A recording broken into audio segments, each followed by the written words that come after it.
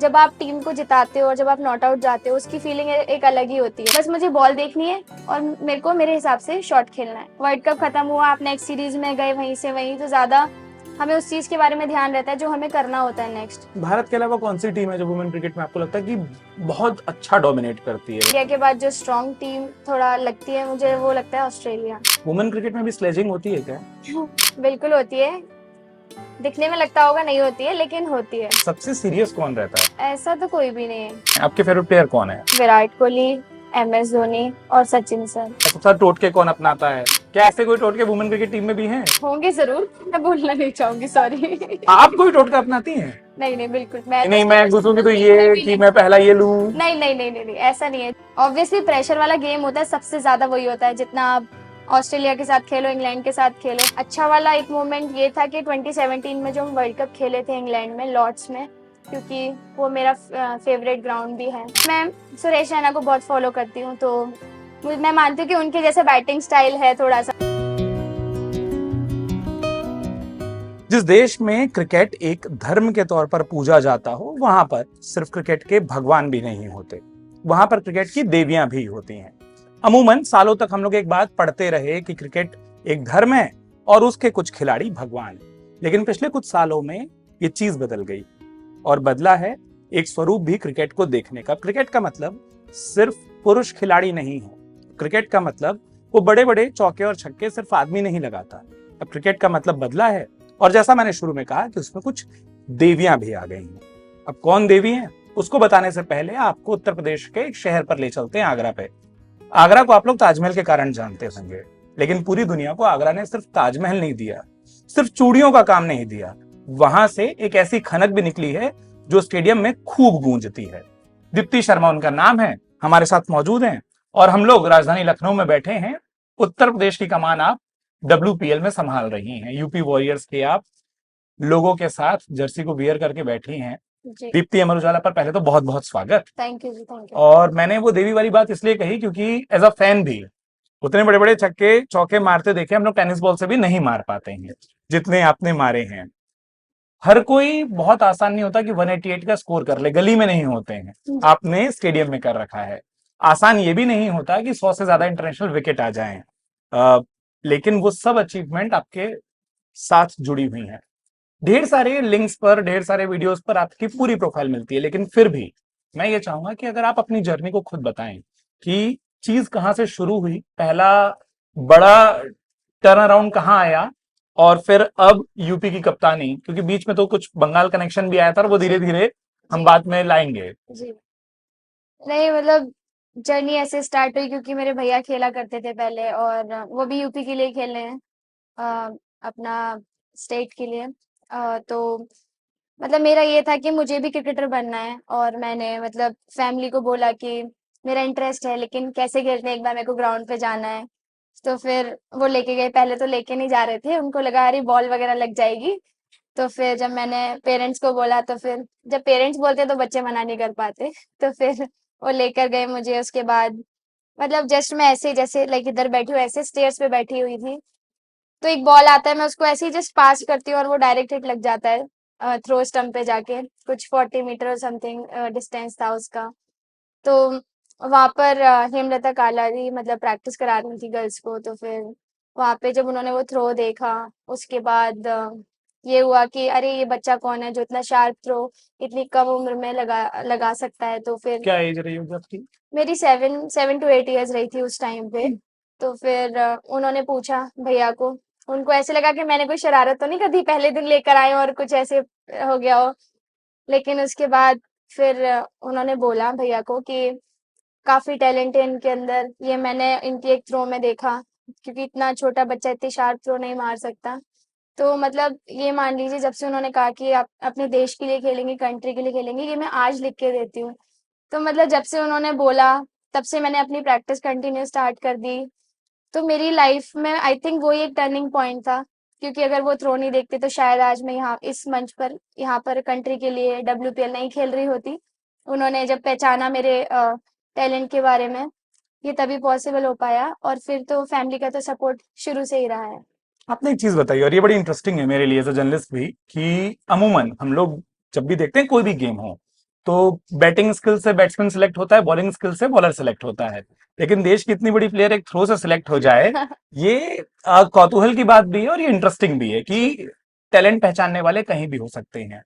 अब उस जर्नी से मैं थोड़ा आगे बढ़ूं, मतलब एक प्लेयर के तौर पर कई सारे चैलेंजेस आते हैं, कई सारे मैच ऐसे हैं। कैसे दीप्ति ने अपनी इमेज एक ऐसे प्लेयर की बनाई कि चाहे सामने वो ऑस्ट्रेलियन प्लेयर्स हों, वो ब्रिटिश प्लेयर्स हों, या फिर कोई भी टीम के वो प्लेयर हो जिनके बारे में हमारा ये मानना है कि ठीक है, वुमेन क्रिकेट जब शुरू हुआ था तो उतनी अचीवमेंट नहीं थी। ये बात एक सच है। हम अ, झूलन जी के मैच देखते थे, उनकी बॉलिंग देखते थे और वो हमने बहुत पढ़ा। मतलब मुझे लगता है कि शायद वुमेन क्रिकेट में पहचान दिलाने वाले अगर शुरुआती चेहरे बनेंगे, जी।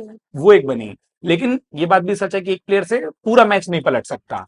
लेकिन दीप्ति ने वो एक चेंज लाया है। अब हम लोग जब घर पर बैठकर देख रहे होते हैं, या और अब तो हम लखनऊ में स्टेडियम पर देखेंगे, आप उतरती हैं और चेंज आ सकता है, फंसा मैच निकल सकता है। जी। ये टेम्परामेंट क्या शुरू से था, डेवलप किया है कि नहीं मारना है और खूब मारना है? नहीं, शुरू से तो नहीं था क्योंकि ऐसे मैचेस आए हैं जब मैंने स्टेट के लिए भी खेला, जब उस टाइम मैं ओपन करती थी, तो ऐसे चैलेंजेस आए हैं कि मतलब दूसरे एंड से विकेट्स जाते रहते थे। मेरे को एक तरफ अपना सेव करके रखना होता था कि नहीं चलो अगर मैं हूँ तो मैं जिता सकती हूँ टीम को। तो वो चैलेंजेस वहाँ से आए।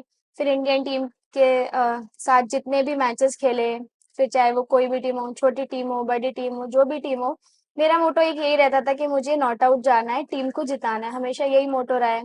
और जब आप टीम को जिताते हो और जब आप नॉट आउट जाते हो, उसकी फीलिंग एक अलग ही होती है। आप आउट होके टीम जीत रही है या फिर जो अगर आपने अच्छा भी करा है फिर भी टीम नहीं जीत पा रही है, तो वो एक संतुष्टि नहीं होती कि आपने अच्छा तो करा बट टीम नहीं जीती। आप टीम जीतने में कंट्रीब्यूशन जो होता है ना, उसकी अलग ही बात है। तो हमेशा से मुझे चैलेंजेस अच्छे लगे हैं और टफ सिचुएशन जो आती हैं, मैं बड़ा एंजॉय करती हूँ उसको। तो आई थिंक जो भी मैच अभी तक खेले हैं हमेशा चैलेंज रहा है, ऐसा नहीं है कि कोई भी इजी मैच रहा हो।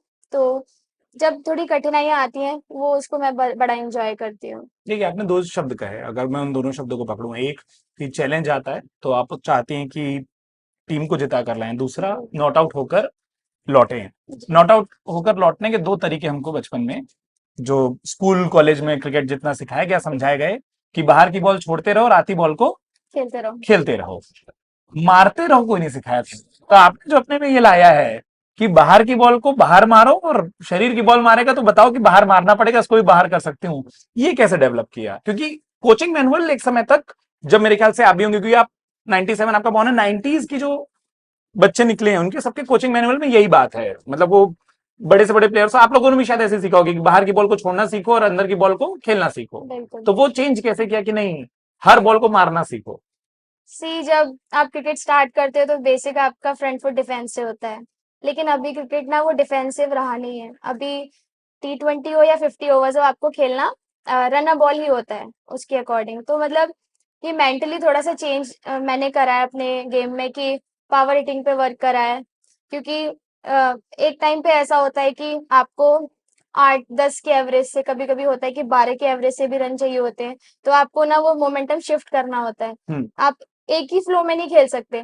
तो जब मैंने वो चीज़ प्रैक्टिस में डेवलप करी और वो चीज़ें जब मैंने मैच में अप्लाई करी, तो वो थोड़ी सी आसान हो गई मेरे लिए। एक चीज जो अपनी जर्नी में बड़े आसानी से डग कर दी, वो थी स्कूल लाइफ के बारे में। जी। 7 और 8 साल की उम्र में थ्रो मारा वो तो पता चल गया, लेकिन हिंदुस्तान है, हिंदुस्तान धीरे धीरे बदल भी रहा है। जी। बदल ये भी रहा है कि अब हमको ये नहीं बोला जाता कि खेलोगे कूदोगे होगे खराब, वो कहा जाता है कि खेलो कूदो। जी। लेकिन पढ़ाई लिखाई वाला जो दोहा पहली लाइन का है, उसके बारे में कुछ नहीं बताया। वो क्यों डग के, मतलब कैसी थी आप एक? नहीं मतलब सी अगर आपको दो चीज चुननी हो तो आप दोनों तो नहीं चुन पाओगे। आपको एक चीज पे ज्यादा फोकस करना पड़ेगा, या तो वो पढ़ाई हो या तो खेल हो। दोनों चीजें बैलेंस करना मुश्किल होता है। तो मतलब मेरा ये रहा है, मतलब स्टडी मैंने ऐसे करती थी कि मैं अपनी बुक्स वगैरह लेके जाती थी। बोर्ड का एग्जाम रहता था तो मैं लेकर जाती थी, जब भी टाइम मिलता था मैं अपना अपना रिवाइज करती रहती थी कि चलो जब मैं मैचेस खेलने के बाद जाऊंगी तो मेरे को एग्जाम्स देने हैं। बट उतना ऐसे नहीं रहता था कि एग्जाम, मतलब फर्स्ट प्रायोरिटी मेरी क्रिकेट रही है स्टार्टिंग से, और एक ही चीज पे ध्यान रहा है। क्रिकेट स्टडी तो चलो सेकेंडरी है कि ये हो जाएगी साइड बाय साइड, लेकिन मेरा लक्ष्य हमेशा क्रिकेट का ही रहा है। और फिर जब फ्री टाइम मिलता है तो आप पढ़ाई तो करते ही हो। हम लोग फ्री टाइम में, मतलब हम लोग पढ़ाई से फ्री होते थे तो हम क्रिकेट पर जाते थे, आपने क्रिकेट से फ्री होकर पढ़ाई का चुना, कैसी स्टूडेंट थी आप, मतलब रिजल्ट्स के मामले में अगर देखा जाए, एवरेज, गुड, टॉपर? मतलब गुड थी, गुड मैं बोल सकती हूँ, क्योंकि जब कोई क्या क्या बोला आपने, गुड, एवरेज और एवरेज और टॉपर? टॉपर? टॉपर इसलिए क्योंकि टॉपर तो देखिए मैं सही बताऊं तो वही हो सकता है जो पूरी सालों साल मेहनत करे सिर्फ पढ़ाई में, और सेम खिलाड़ी भी वही होता है जो सालों साल एक भी दिन गैप ना करे, वो ही एक अच्छा प्लेयर बनता है। तो दोनों चीज में डिफरेंस है। और हाँ, मतलब अपनी स्टडी उसमें मैं अच्छी रही हूँ, मतलब। आप यूपी बोर्ड से पढ़ी हैं? जब ये वीडियो हम रिलीज करेंगे ना, कमेंट बॉक्स पे लड़के एक चीज पक्की लिखेंगे कि यूपी बोर्ड में लड़कियां टॉप करती ही हैं, इसलिए वो टॉपर की कैटेगरी हमने डाली थी ओके। कि हम लोग एवरेज पढ़ाई करते हैं और बिलो एवरेज रिजल्ट आता है, और कई लड़के बताते हैं कि उनकी क्लास की लड़कियां एवरेज पढ़ाई करती हैं और टॉप वाला रिजल्ट आता है। तो जैसा आपने कहा कि पूरा क्रिकेट को फोकस किया, तब भी आप गुड पर आ गई, और ये पता नहीं क्यों होता है, ये लड़के शायद कमेंट बॉक्स पे लिख के बता पाएंगे। लेकिन एक चीज वापस, अब आप यूपी वॉरियर्स की कैप्टनसी संभाल रहे हैं, मतलब आप और हम यहाँ बैठकर बात इसलिए भी कर रहे हैं कि आप लखनऊ में फॉर अ पर्पस हैं, और वो पर्पस ये है कि WPL में यूपी की टीम उम्मीद रख रही है कि हमको जीतना है, और लखनऊ में बैठ के बात करेंगे तो हम तो ये आपसे अपनी मांग भी रख सकते हैं कि जीत कर लाइएगा कैप्टन। WPL ने क्रिकेट को, और खास तौर पर लड़कियों के लिए क्रिकेट को, इस देश में उस पूरे क्रिकेट स्ट्रक्चर को, उस पूरे माहौल को कितना बदला है? काफी बदला है, क्योंकि हम लोग वेट कर रहे थे कि WPL स्टार्ट हो। हमेशा हम IPL ऑक्शन देखते थे, वही देख के ये रहता था कि एक दिन हम भी देखें कि चलो हम अपना मैच देख पा रहे हैं, वो भी WPL का। तो मतलब अच्छा इनिशिएटिव है BCCI की तरफ से, और काफी चेंजेस आए हैं, क्योंकि पहले सिर्फ डोमेस्टिक हुआ करता था। फिर डोमेस्टिक में जो बच्चे अच्छा करते थे, बहुत टैलेंट तो बहुत है, लेकिन जब आप अच्छा करते हो तो आप थोड़ा सा कम दिख पाते हो, ऐसा हो जाता है, क्योंकि कंपटीशन बहुत है। अभी कैसा है कि आप डोमेस्टिक में अच्छा कर रहे हो, WPL के चांसेस हैं। तो काफी जितने भी टैलेंट हैं वो निखारने का मौका मिल रहा है कि चलो ऐसा प्लेटफॉर्म है कि हम जब हमारी जब बोली लगेगी, जब हम सोल्ड होंगे, तो डेफिनेटली हम अच्छा करें। सबकी फैमिली के लिए भी एक काफी अच्छा ये है कि अच्छा प्राउड फील होता है। कई सारे न्यू न्यू अब न्यू प्लेयर्स आए हैं हर टीम में, देखा जाए तो। जैसे लाइक फॉर हमारी टीम में क्रांति आई है, काफी न्यू प्लेयर्स हैं, उनके लिए, उनकी फैमिली के लिए बहुत अच्छा एक पॉजिटिव साइन है। और कई सारे ऐसे टैलेंट है जो कि अभी दिखाने का मौका उतना नहीं मिल पाया है, लेकिन आई एम श्योर कि आने वाले टाइम में वो भी टैलेंट दिखाने का मौका मिले। लेकिन बिल्कुल लाइफ चेंज हुई है WPL आने से, काफी कुछ चेंज हुआ है, और आने वाले टाइम में और भी होगा। कप्तान मेम साहब, एक बात बताइए, कितनी उम्मीद हम रखें, मतलब यूपी वॉरियर्स, क्या टारगेट है, क्या चैलेंजेस हैं? चैलेंजेस तो देखिए क्रिकेट में हमेशा होते हैं, चाहे आप जीतो या जो भी हो, है ना। हमेशा मैं उसको एज अ चैलेंज ही लेती हूँ, एज अ टीम हो या as a player, as a captain, जो भी है। लेकिन हमारा यही है कि 3 होम गेम मिल रहे हैं, एडवांटेज लाइक हमारा ही रहेगा, फैंस का रहेगा, ग्राउंड का रहेगा। तो हमारा उससे ऑब्वियसली प्रेशर नहीं रहेगा कि होम का मैच है एंड देन कुछ प्रेशर रहे कि नहीं हमें ये करना ही करना है। हम अपना नॉर्मल मैच की तरह खेलेंगे, जैसे हमने पिछले 2 बैक टू बैक मैचेस खेले, उसके जो भी हमने स्ट्रेटजीज बनाई थी, जो भी माइंडसेट था, एज अ टीम खेले हम लोग, तो डेफिनेटली उन्हीं चीज को हम लोग कंटिन्यू करेंगे, कुछ ज्यादा अलग नहीं करेंगे। एज अ कैप्टन क्या चैलेंज है दीप्ति की, कैप्टनसी आप कर रही हैं, और शायद मैं उसको आगे पूछता, लेकिन मैं भी पूछ ले रहा हूँ। हमारे कई जो व्यूअर्स होंगे और जो पहले से आपको जानते हैं, हम भी इस इंटरव्यू के शुरू होने से पहले ये बात कर रहे थे कि हम शायद फ्यूचर इंडियन क्रिकेट टीम की कैप्टन से भी बात कर रहे हैं, क्योंकि वो लीडरशिप जो आप WPL में दिखाएंगी वो नेशनल टीम में भी काम आएगी, ऐसा हमको पूरी उम्मीद है। सो कैप्टनसी का एक डिफरेंट चैलेंज होता है, क्योंकि बाकी गेम से अलग क्रिकेट में कैप्टन का रोल बहुत इंपॉर्टेंट होता है। बिल्कुल। फील्ड पे मैनेजर या कोच सब कुछ नहीं तय करता, वो आपको पिच पर या फील्ड पर घुसने से पहले सब बता देंगे, लेकिन एक बार आपने वो रोप पार कर ली, फिर डिसीजंस आपके हैं। बिल्कुल। आपने बॉल किसको दी, आपने बैटिंग में क्या शफल किया, आपने फील्डिंग क्या लगाई, वो जीत का क्रेडिट शायद आप जैसे लीडर टीम को देते हैं, लेकिन जब हार होती है तो कैमरा फोकस आप ही पर हो जाता है। तो वो कितना अलग होता है कैप्टनसी का प्रेशर, या कैप्टनसी को फील करना, क्या वो एंजॉय है, प्रेशर है, दोनों है, तो किस तरीके से है? प्रेशर रहता है, लेकिन सी मैंने जैसे बताया कि मैं उसको प्रेशर जैसा नहीं लेती, क्योंकि एज अ कैप्टन आपको दोनों चीज फेस करना आना चाहिए, चाहे आप जीत रहे हो चाहे आप हार रहे हो, क्योंकि दोनों चीज का एक्सपीरियंस एक अलग होता है। ऑब्वियसली एज अ कैप्टन आप चाहते हो कि हम जितना ज्यादा मैचेस जीतते रहें, लेकिन मैं उसको एज़ अ चैलेंज लेती हूँ। जब एज़ अ प्लेयर खेलती थी तब भी चैलेंज रहता था। अभी एज़ अ कैप्टन जब खेल रही हूँ तो डेफ़िनेटली अपना भी परफ़ॉर्म करना है, साथ में टीम का भी परफ़ॉर्मेंस निकलवाना है। तो कहीं न कहीं थोड़ा चैलेंज ज़्यादा है, मैं बोल सकती हूँ, लेकिन मैं एन्जॉय करती हूँ और अच्छा लगता है कि जब प्लेयर्स को जो चीज़ बोली जाए और वो चीज़ अगर अप्लाई करते हैं ग्राउंड पे तो मेरी मेरी जॉब बहुत ईज़ी हो जाती है फिर। इस बार तो यूपी वॉरियर्स में क्रांति भी आ रही है, जी। हम उम्मीद करते हैं कि डब्ल्यूपीएल में भी क्रांति आएगी। एक चीज और बताइए, आपने कहा होम गेम है, होम स्टेडियम है, लखनऊ से आपका क्या कनेक्शन रहा है? कितना आप लखनऊ को जानती हैं? कितना लखनऊ में आपने वक्त बिताया है? क्या खुद भी थोड़े बहुत लखनऊ वाले होने का भी फर्क पड़ता है पिच पर जाने के बाद?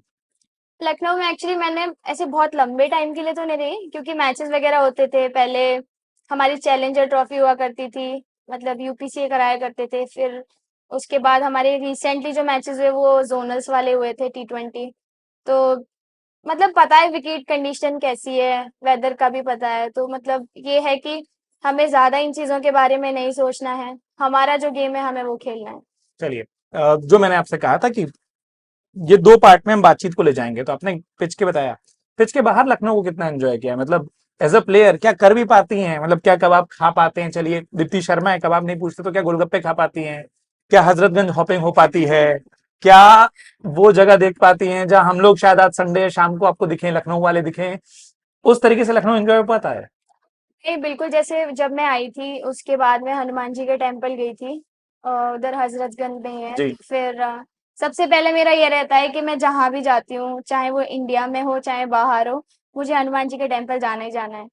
तो ये रहता है और प्लस मतलब गोलगप्पे मुझे अच्छे लगते हैं, लेकिन ये है कि डाइट को चलते हुए एक एक दिन चीट डे तो हर प्लेयर का आता है, तो फिर उसको उस टाइम पे यूज किया जाता है। तो आपका चीट डे का गो टू मील क्या होता है, या गो टू फूड क्या होता है? मैं स्ट्रीट फूड बहुत कम खाती हूँ, मतलब लाइक ये नूडल्स वगैरह तो पसंद नहीं है मुझे, गोलगप्पे ज्यादा पसंद है। और फिर अगर लखनऊ में आए हो तो चाट तो बहुत ही फेमस है, बिल्कुल। तो वो। चलिए, मैं एक चीज और जानना चाहता हूँ, और ये मतलब मैं नहीं सोचा था, और मैं बिल्कुल जब आपको आते देखा तो मुझे एक चीज याद आई। जैसे मैंने आपको बहुत जोर से शॉट मारते देखा है, अच्छी। कुछ क्रिकेटर से हम मिले, एज अ जर्नलिस्ट हम कुछ प्लेयर से और मिलते हैं, और एक सवाल मेरे मन में जो तुरंत आया और मैं ईमानदारी से उसको पूछ लेना चाहता हूँ, वुमेन क्रिकेट में भी स्लेजिंग होती है क्या? बिल्कुल होती है। दिखने में लगता होगा नहीं होती है, लेकिन होती है। तो अब वापस जो उसका सप्लीमेंट्री सवाल है, जो शायद ज्यादा बड़ा है, भारत पाकिस्तान का मैच होता होगा तो अंग्रेजी में भी नहीं करनी पड़ती होगी? नहीं देखिए, चाहे विमेन्स का मैच हो इंडिया पाकिस्तान या मेंस का हो, स्लेजिंग बराबर रहती है, चाहे वो प्लेयर्स की तरफ से हो या फैंस की तरफ से हो। वो तो फैंस वाली जिम्मेदारी हम संभाल लेंगे, पिच पे आप लोग क्या करते हो, किस मतलब तरीके की? मैं तो नहीं करती अपना, अगर खुद का बताऊं, ऐसा नहीं है कि मैं यहाँ पे कैमरे के सामने बोल रही हूँ, लेकिन नहीं, मैं तो बहुत नॉर्मल मैच की तरह खेलती हूँ क्योंकि सबसे ज्यादा आप प्रेशर बैट से कर चुकी होती है ना? बैट से बॉल्स भी तो बॉल बाकी से भी रहते कर चुकी होती? हैं बाद में। नहीं, ऑब्वियसली प्रेशर वाला गेम होता है, सबसे ज्यादा वही होता है। जितना आप ऑस्ट्रेलिया के साथ खेलो, इंग्लैंड के साथ खेलो, पाकिस्तान के साथ एक अलग ही कंपटीशन वाला मैच रहता है। तो उतना ज्यादा सोचते नहीं है हम, क्योंकि मतलब ऑब्वियसली मीटिंग में भी हम लोग यही बोलते हैं कि ज्यादा नहीं सोचना, बट नॉर्मल मैच की जब तरह। आप पिच पर उतरती होंगी, फैंस तो फील कराते हैं ना कि इंडिया पाकिस्तान है, वो बिल्कुल। क्राउड का एटमॉस्फेयर या वो क्राउड का टेम्परामेंट वो अलग रहता है। कैसी स्लेजिंग होती है? मतलब वो जो नहीं बोल सकते, या कुछ ऐसा कि हाँ मेंटली परेशान कर रहे हैं कुछ? नहीं, हमें जब हम ग्राउंड में खेलते हैं हमें जरूरत ही नहीं पड़ती, फैंस लोग ये आपस में स्लेजिंग चालू रहती है तो हमें इतनी जरूरत नहीं पड़ती अंदर कुछ बोलने की। आपका अब तक के क्रिकेट करियर का फेवरेट ड्रेसिंग रूम मोमेंट क्या है? कुछ ऐसा जो आपको लगता है कि ये अनफॉरगेटेबल है, मतलब ये एनर्जी या ये चीज, अ, वो शायद बहुत लो पॉइंट भी हो सकता है और वो बहुत हाई पॉइंट भी हो सकता है, कई बार हम लो पॉइंट से सीखते हैं। तो मैं जरूर चाहूंगा कि आप कोई एक लो पॉइंट अपना जरूर बताइए, एक हाई पॉइंट जरूर बताइए, जिससे हमको समझ आए कि कितनी सारी मुस्कुराहटों को, चीख चिल्लाहटों को आपने एंजॉय किया, और कितना ऐसा टाइम रहा होगा जब आपको लगा कि नहीं, उससे कैसे आप पार पाए? तो जब मेरा डेब्यू हुआ था उस टाइम पे ऑब्वियसली काफी अच्छा लग रहा था, बहुत खुशी हो रही थी और फैमिली को भी, क्योंकि बहुत प्राउड मोमेंट था, उन लोगों के लिए एक ड्रीम था। तो अच्छा लगा कि जब डेब्यू कैप मिल रही थी, उससे पहले अपने ट्रेनिंग सेशन हो रहे थे, लेकिन कहीं न कहीं नर्वसनेस थी कि अरे इतने बड़े-बड़े प्लेयर्स हैं उनके सामने। मैं मतलब काफ़ी ऑब्वियसली छोटी थी, मैं कुछ 16 साल की थी उस टाइम पे। तो लेकिन जो सीनियर प्लेयर थे उन्होंने बहुत अच्छे से मतलब ख्याल रखा, टेक केयर किया कि नहीं हम एज अ टीम है, ऐसा नहीं है कि आप छोटे हो हम बड़े हैं, ऐसा मतलब उन्होंने बिल्कुल भी फील नहीं कराया। उस टाइम पे मिताली दी, झूलू दी हुआ करते थे जब मैंने डेब्यू करा था, तो मतलब काफी अच्छा लग रहा था। लेकिन जैसे मैं सोच रही थी कि अरे फर्स्ट गेम खेलने आ रही हूँ, नर्वसनेस हर किसी प्लेयर को होती है अपने पहले गेम में, लेकिन वो एक अच्छी चीज थी कि उन्होंने ऐसा फील नहीं कराया, जिससे कि मैं वो मोमेंट से थोड़ा-सा आगे निकल सकी कि मैं अपने बारे में सोच सकी कि मुझे फर्स्ट मैच है, अच्छा करना है। तो आई थिंक वो थोड़ा-सा चैलेंजिंग मोमेंट था, क्योंकि मैं बहुत ज़्यादा थोड़ा ऐसा रहता है ना कि बंदा डरा हुआ होता है कि अरे पता नहीं कैसा होगा, कैसा नहीं होगा। तो वो एक मोमेंट था। और अच्छा वाला एक मोमेंट ये था कि 2017 में जो हम वर्ल्ड कप खेले थे इंग्लैंड में, लॉर्ड्स में, क्योंकि वो मेरा फेवरेट ग्राउंड भी है। तो मतलब काफ़ी अच्छा लग रहा था उस मोमेंट को जब मैंने एंजॉय करा। हालाँकि रिज़ल्ट जो भी आया था, लेकिन उसके बाद से वुमेन्स क्रिकेट मतलब अलग ही लेवल पे जा चुका है, और उस टीम का मैं हिस्सा थी, तो वो देख के काफ़ी अच्छा लगता है। T20 वर्ल्ड कप और उसके फाइनल की हम बात करते हैं, या कई सारे ऐसे गेम हुए जहां पर एज अ फैन हमको लगता है कि ये मैच में रीस्टार्ट बटन हो जाए, वो एक विकेट न जाए। आप लोग जब वापस लौटते हो जी। और आपको पता है कि अब ये अपॉर्चुनिटी मतलब अगली सीरीज में भी नहीं आनी है, सालों बाद आनी है, वहां से एज अ प्लेयर कैसे आगे बढ़ता है व्यक्ति? अभी तक जितने भी वर्ल्ड कप हुए हमारे, और सबसे अच्छी चीज़ ये रही है कि उसके बाद हमारी कोई ना कोई सीरीज़ रहती है। तो हमें ज़्यादा उस चीज़ के बारे में सोचना नहीं पड़ता कि हम इस चीज़ से बाहर कैसे निकलें। क्योंकि वर्ल्ड कप खत्म हुआ, आप नेक्स्ट सीरीज़ में गए वहीं से वहीं, तो ज़्यादा हमें उस चीज़ के बारे में ध्यान रहता है जो हमें करना होता है नेक्स्ट। तो ये अच्छी चीज़ है कि कहीं न कहीं हमारे शेड्यूल में दूसरी-दूसरी सीरीज़ रहती हैं, तो उससे हम लोग वो चीज़ वहीं पे छोड़ देते हैं, आगे के बारे में सोचते हैं, सो दैट कि जो भी पास्ट में हुआ होता है उसके बारे में ना सोच के फ्यूचर में या जो प्रेजेंट में चल रहा होता है उसके बारे में ज्यादा ध्यान रखते हैं। देखिए, कभी ऑफिशियली लिखा नहीं गया, लेकिन मैं ये सवाल इसलिए पूछ रहा हूँ, 2023 वर्ल्ड कप फाइनल आपने भी देखा होगा। बात मेंस क्रिकेट की हो रही है, हम जब पूरा टूर्नामेंट अनबीटन थे और फाइनल हम हारे, तो हमने देखा कि हमारे जो कैप्टन थे रोहित शर्मा, वो 2 महीने के लिए एक तरीके से गायब हुए। वो सीरीज में नहीं थे, वो प्रेस कॉन्फ्रेंस में नहीं थे, वो इंडिया से बाहर गए, टाइम लिया। फिर एक वीडियो आता है उनकी फैमिली का जहां वो बोलते हैं, उनकी बेटी ने ये बात कही थी कि पापा विल बी फाइन सून और पापा विल बी स्माइल सून। तो वो अगली सीरीज से और सीरीज के बीच में या उस दिन जब ड्रेसिंग रूम लौटते हो, आप लोग कैसे अगले दिन के लिए अपने आप को तैयार करते हो? और मैं वापस आपसे बोल रहा हूँ, मैं सवाल इसलिए पूछ रहा हूँ कि वो तमाम बच्चे इस देश में जो छोटी सी गलती के बाद अपना अगला दिन बहुत मुश्किल कर जाते हैं, नहीं देखते हैं, मैं उनके लिए मैसेज आपसे चाह रहा हूँ कि हाँ, हम बहुत अच्छा खेले टूर्नामेंट, बट फिनिश वैसी नहीं हुई जैसा हम चाहते थे। और फिर वो ड्रेसिंग रूम में लौटना, होटल लौटना और अगले दिन तैयार होकर मिरर में खुद को देखना, वो कितना मुश्किल होता है, और उससे ओवरकम कैसे करते हो, उसको उससे पार कैसे पाते हो आप? सो मतलब पर्सनली मेरा तो ये रहता है कि जैसे मैंने बोला कि मैं पास्ट के बारे में ज्यादा नहीं सोचती। जो जो चीज मैं अच्छा कर सकती हूँ, क्योंकि मुझे इन चीजों ने मेंटली स्ट्रांग बनाया है। क्योंकि जैसे मैंने बोला कि मुझे चैलेंज अच्छे लगते हैं, तो जब आप चैलेंज एक्सेप्ट करोगे, चाहे वो कोई भी कंडीशन हो, अगर आप चैलेंज एक्सेप्ट करोगे तो आप धीरे धीरे स्लोली मेंटली स्ट्रांग बनते जाओगे कि आपको अभी आपको क्या डिसीजन लेना है। जो भी सिचुएशन चल रही हो, टफ सिचुएशन हो, लाइक 50 फॉर 4 या 5 हो, उस टाइम आपको कैसे खेलना है।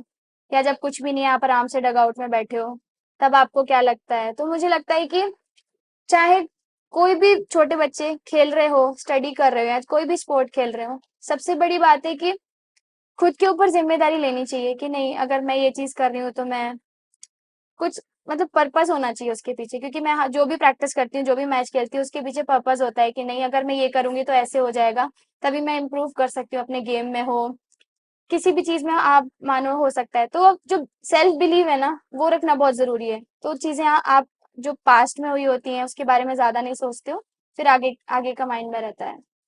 चलिए, माहौल थोड़ा बदलते हैं। हाथ में जब हनुमान जी बनाए, तो पहला रिएक्शन क्या था घर वालों का इस टैटू को देखकर? नहीं मतलब मैं तो हनुमान जी की बहुत बड़ी भक्त हूँ, और मतलब कनेक्शन भी है मेरा उनसे। तो ये मैंने तभी बनवाया था जब राम मंदिर की ओपनिंग हुई थी, उस उसी दिन बनवाया था मैंने ये। तो मतलब अच्छा लगा सबको, क्योंकि घर में भी सब लोग उनको बहुत मानते हैं।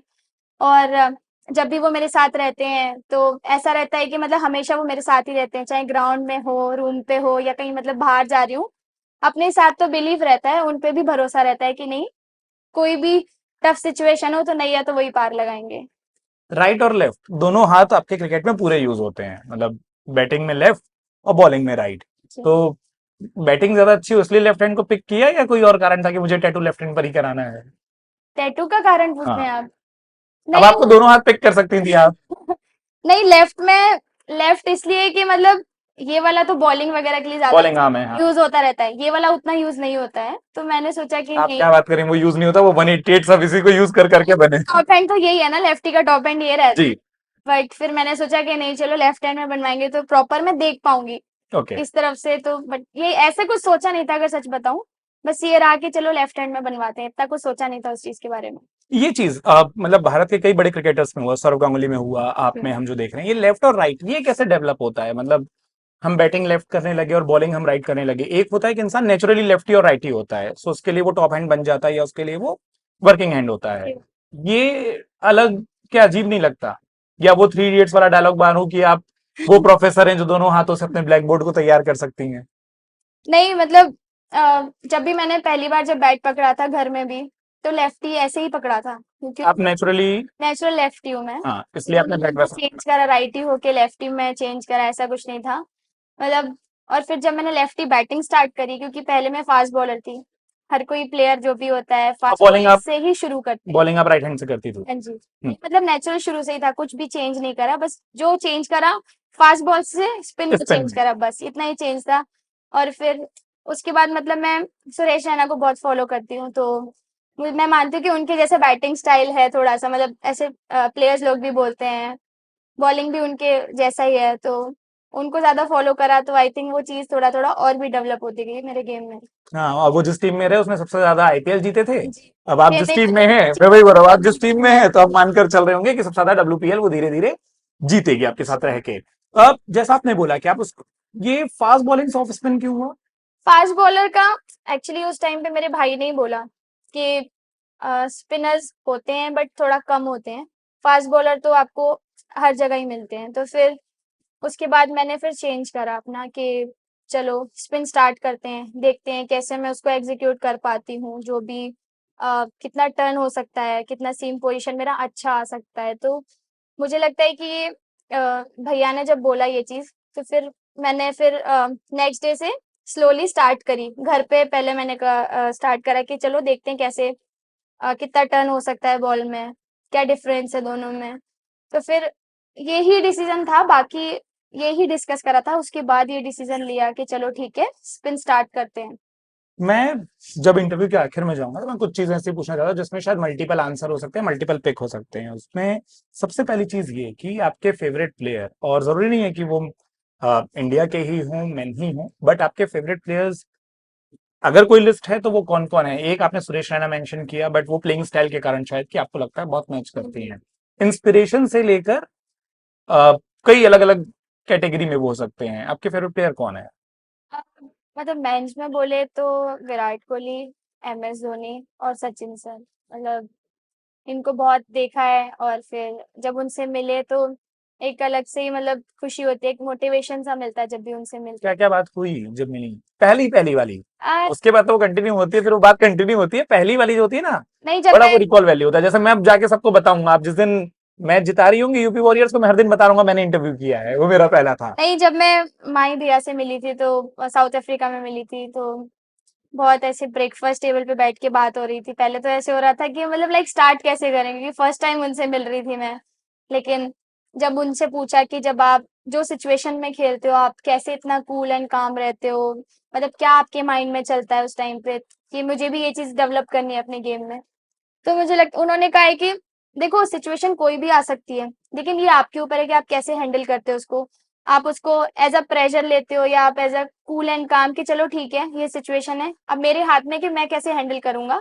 बाकी मुझे बॉलर को नहीं देखना कौन बॉल डाल रहा है, बस मुझे बॉल देखनी है और मेरे को मेरे हिसाब से शॉट खेलना है।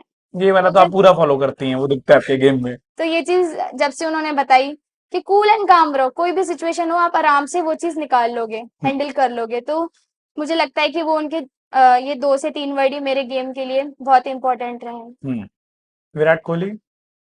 विराट कोहली तो मतलब उनका जो कवर ड्राइव है एक उसके नंबर। सचिन तेंदुलकर शायद हम सब ने देखा एज इंस्पिरेशन, वो उस कारण से। बिल्कुल। आपकी टीम में कौन ऐसा है जिसको यू लुक आफ्टर कि नहीं? मिताली दी को मतलब ज्यादा उनके साथ भी खेले हुए हैं, और सेम लाइक जैसे मैंने माही भैया का बताया है, उनका भी सेम ही रहा है गेम में कि बहुत कूल एंड काम रहते हैं वो। तो बहुत इंजॉय करते हैं अपनी बैटिंग को, बड़ा ऐसे सीरियस रहते हैं, लेकिन वो सीरियसनेस जो रहती है लाइक गेम के प्रति रहती है, लेकिन उसको बड़ा इंजॉय करते हैं वो। हाँ, क्योंकि गेम के बाहर उनके इंस्टाग्राम पर देखिए तो लगता है कि मतलब अ डिफरेंट पर्सन। जी। ड्रेसिंग रूम में सबसे अच्छा दोस्त कौन है आपका? ऐसे दोस्त तो कोई नहीं है, मतलब सारे ही। बट मुझे ये लगता है कि इंडियन क्रिकेट टीम में, मेंस टीम में शायद उतनी मस्ती नहीं होती जितनी वुमेन क्रिकेट टीम में हमको मस्ती दिखती है। और मैं आपसे जो एक चीज का जिक्र कर रहा था, मस्ती तो दोनों ड्रेसिंग रूम में होती है। तो आपकी कैमरे पर ज्यादा कैप्चर हो जाती है, फिर ये लगता है कि वो डगआउट पर होती है, वो खाते हुए होती है। दिखाते नहीं, आई डोंट नो, बट हाँ मस्ती तो दोनों ड्रेसिंग रूम में होती है।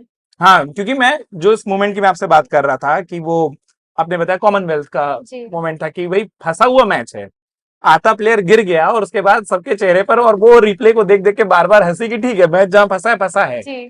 फिर हमने वो देखा कि मैच जीतने के बाद आपकी टीम जो डांस करती है वो, अब हम ये मेंस क्रिकेट टीम में कम देखते हैं कि उतना खुलकर डांस हो रहा हो।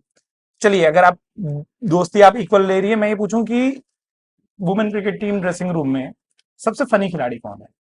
फनी एज इन सबसे ज्यादा मस्ती कौन करता है, मस्ती चुहल कौन करता है? मुझे लगता है जेमी और हनी, ये दोनों मतलब ऐसा रहता है कि अगर आपने कोई भी म्यूजिक लगाया स्पीकर पे तो हम तो हरलीन एयरपोर्ट पे करते देखे हैं। हरलीन विल डांस पक्का, चाहे वो पंजाबी हो नॉर्मल हो कोई भी हो, पंजाबी हो तो अलग ही एनर्जी आ जाती है।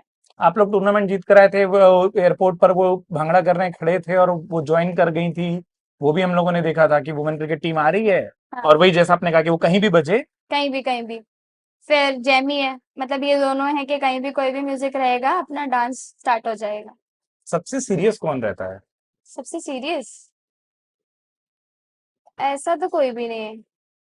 सबसे ज्यादा जिससे मतलब ये लगता है कि इसको नहीं छिड़ना है, डरना है, सबसे ज्यादा टोटके कौन अपनाता है? उठ के तो कोई नहीं अपनाता कह हाँ, रही। क्योंकि आपने जो नाम लिया सचिन जी, एक कहानी हमेशा बताते हैं कि जब वो मैच फंसा देखते थे तो वो ड्रेसिंग रूम में किसी को हिलने नहीं देते थे। अच्छा। हाँ, तो अगर आप ऐसे बैठी हैं और अगर किसी ने बैक टू बैक 2-3 बाउंड्री मार दी तो आपको ऐसे ही बैठे रहना है। क्या ऐसे कोई टोटके वुमेन क्रिकेट टीम में भी हैं या आपकी टीम में? होंगे जरूर, मैं बोलना नहीं चाहूंगी, सॉरी। आप कोई टोटका अपनाती हैं? नहीं नहीं बिल्कुल, मैं तो नहीं, मैं घुसूंगी तो ये कि मैं पहला ये लूं। नहीं नहीं नहीं नहीं नहीं, ऐसा नहीं है, जो मेरा होता है बस उसी को फॉलो करती हूँ, उसके पीछे कोई रीजन नहीं है। सबसे बड़ा लीडर कौन है ड्रेसिंग रूम में? Leader leader as an like मतलब कि गो टू पर्सन की नहीं कुछ हुआ इनसे जाकर बात कर सकते हैं, अच्छा हुआ बुरा हुआ, या जिसको टीम देखती है कि नहीं। लगता है कि देखिए जो जिससे ज्यादा कंफर्टेबल होता है बात करने में वो उनसे करते हैं, ऐसा नहीं है कि कुछ भी कोई चीज एक, हाँ। पूछनी है कि लाइक कोच से पूछें या कैप्टन से पूछें, जो जिसके साथ ऐसे फ्रीडम दे रखा है कि जिसको जिसके साथ पूछना है आप बात करो। इससे एक इनिशिएटिव ये लिया कि जो सैलरी स्ट्रक्चर है मेन और वुमेन टीम का, ये इक्वल करने का, बराबर करने का, बेहतर करने का, ये इनिशिएटिव क्या फैंस में भी आपको रेप्लिकेट दिखाई देता है कि अब वो बराबर सम्मान मिल रहा है मैन वुमेन क्रिकेट टीम को? एक बीसीआई के स्टेप पर आप कैसे देखती हैं, और दूसरा फैंस से क्या उम्मीद रखती हैं? अब जब मैचेस होंगे ये एक तरीके से उनके लिए भी मैसेज होगा कि वो स्टेडियम में खूब आए, वो हाउसफुल हो। क्या आपको लगता है कि अभी भी कहीं वो अंतर है मैन वुमेन में, या आपको लग रहा है कि नहीं वो अंतर नहीं है, या वो कम हो रहा है और वो ग्रेजुअली पॉजिटिव साइड पर ही है? सी डिफरेंस है, थोड़ा है, क्योंकि पहले जब होते थे मैचेस उतने ज्यादा फैंस नहीं आया करते थे, लेकिन अभी जैसे हम लोग टेस्ट मैच भी खेलते हैं तो उतना एक्सपेक्ट नहीं करते हैं कि फैंस लोग आएंगे, क्योंकि टेस्ट मैच बहुत लंबा चलता है। लेकिन उसके बाद हमने जो भी मुंबई में मैचेस खेले, जहाँ पे भी हमने टेस्ट मैच खेला, क्राउड बराबर आ रहा था और चेयर कर रहे थे हमें, तो वो चीज देख के अच्छा लग रहा था। तो मुझे लगता है कि जो भी थोड़ा बहुत गैप जो भी है वो भी फिल होने में ज्यादा टाइम नहीं लगेगा, क्योंकि देखिए वुमेन्स क्रिकेट काफी ग्रो हुआ है और काफी अच्छा भी कर रहे हैं, तो मुझे लगता नहीं है कि उस चीज में भी ज्यादा टाइम लगेगा। भारत के अलावा कौन सी टीम है जो वुमेन क्रिकेट में आपको लगता है कि बहुत अच्छा डोमिनेट करती है, मतलब वो जो माहौल उनको स्टेडियम्स पे मिलता है, उनके लोकल ग्राउंड में मिलता है, वो चीजें इंडिया में भी आनी चाहिए? मतलब आप जो बता रहे हैं कि इंडिया के बाद जो स्ट्रॉन्ग टीम थोड़ा लगती है, मुझे वो लगता है ऑस्ट्रेलिया। हम्म। अच्छा। और उनके आपको ग्राउंड पे वो माहौल, फैंस का माहौल, सपोर्ट, वो भी उतना ही दिखता है बराबर, कि वो भी एक प्लस पॉइंट होता है उस टीम के लिए कि नहीं उनको फैंस उतने मिलते हैं कि जब आप ऑस्ट्रेलिया खेलने जाओ तो एक लगता है कि हाँ यार उनके घर आए हैं? नहीं देखिए, जहाँ पे भी चले जाएं हम, कहीं भी किसी भी वर्ल्ड के कोने में, इंडियन फैंस तो हमेशा रहते हैं, साथ में ऑस्ट्रेलियन फैंस भी रहेंगे, क्योंकि उनको तो हम चेंज नहीं कर सकते। लेकिन हाँ, दोनों को सपोर्ट मिलता है, ऐसा नहीं है। ठीक है, आखिरी 2-3 सवाल। एक के बीच में जो आप बंगाल खेली थी, क्या रीजन रहा, फिर आप यूपी आई? नहीं मतलब देखिए, जैसे दादा ने बोला उस टाइम पे, तो दादा से थोड़ा टच में थे, तो उन्होंने बोला कि नहीं आप हमारे बंगाल से खेलिए, तो फिर वो स्विच जो करा मैंने बिकॉज ऑफ दादा।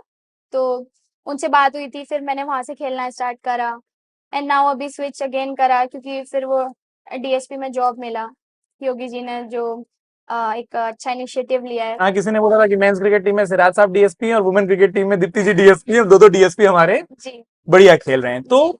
जो आपने बोला कि आप यूपी पे, यूपी के डोमेस्टिक स्ट्रक्चर को आप कैसे देखते हैं? डब्ल्यूपीएल और बीसीसीआई, मतलब नेशनल टीम, दोनों को अगर हम हटाएं, जो नई लड़कियां आ रही हैं, जो प्लेयर्स बनना चाहती हैं, उनके लिए यूपी में अपने क्रिकेट को आगे बढ़ाने की अपॉर्चुनिटीज, आप उसको कैसे देखती हैं, कैसे महसूस करती हैं जो है? नहीं, पहले से काफी मैचेस होने लगे हैं, क्योंकि पहले बहुत कम कैंप लगा करते थे, स्टेट अवे हमारे हम लोग डोमेस्टिक खेलने जाते थे। लेकिन अभी उस चीज में काफी बदलाव आया है, कैंप लगते हैं, ट्रायल्स होते हैं, नंबर ऑफ मैचेस भी ज्यादा होने लग गए हैं। तो मुझे लगता है जितना आप मैचेस खेलोगे, उतना आपका मैच का टेम्परामेंट भी बढ़ेगा, उतना ही आप ज्यादा सीख पाओगे। तो मुझे लगता है काफी चेंजेस आए हैं यूपी में भी। घड़ी की सुई इशारा कर रही है कि इंटरव्यू खत्म करूं, लेकिन जो सबसे बड़ा सवाल है मुझे लगता है लेकिन आप खत्म होने नहीं नहीं देंगे। नहीं, मैं उसको खुद कर रहा हूं, और मुझे लगता है ये सबसे बड़ा सवाल है और ये सबसे ज्यादा पूछा हुआ सवाल है। तो इस सवाल से अच्छा लगे या बुरा लगे, लेकिन मुझे लगता है कि इसको आखिर में इसलिए रखा था कि आप मुझे कोई सस्ता सा बॉलर समझकर इसके बाद धो ना दें। वो ये है कि 1997 में दीप्ति की पैदाइश हुई, 27 साल की रनिंग एज है, शादी कब कर रही हैं? ये तो मुझे भी नहीं पता। इसका मुझे अभी कोई आइडिया नहीं है। और घर से कोई, जैसे क्रिकेट पिच पर ले जाने का एक बात आई, प्रेशर आया, बड़े भाई ने बताया कि ऐसे खेलो, उस मामले में कोई एडवाइस आ रही है किस चीज में, सॉरी? शादी के मामले में? नहीं नहीं, से उन्होंने बोला है कि आपका गेम पे फोकस है, आप बिंदास खेलो, हमारा सपोर्ट है, बस यही यही उनके, जब भी वो बोलते हैं यही वर्ड्स आते हैं। चलिए, बहुत बहुत शुक्रिया दीप्ति, आपने बात Thank की। you. और एक आखिर में जो मैंने सबसे शुरू में भी कहा था, फिर कहता हूं, जिस जर्सी को आप पहन कर निकली हैं, यूपी वॉरियर्स, उम्मीद यही कि हम लखनऊ वालों को अपने, आपका जो होम स्टेडियम होगा, ढेर सारा मुस्कुराने का मौका देंगी, बहुत सारे अच्छे मैचेस खेलेंगी, और खूब सारी शुभकामनाएं, थैंक ढेर यू। सारी बधाई, ढेर सारी अचीवमेंट्स के लिए, और हम सब भारतीयों को आप खुश होने के मौके ऐसे देते रहिए। बहुत बहुत शुक्रिया अमर उजाला को अपना टाइम देने के लिए, थैंक बहुत यू। बहुत धन्यवाद। Thank you. अगर आप ये वीडियो YouTube पर देख रहे हैं तो हमारे चैनल को सब्सक्राइब करें और बेल आइकन को दबाना ना भूलें। अगर आप Facebook पर यह वीडियो देख रहे हैं तो हमारे पेज को लाइक करें।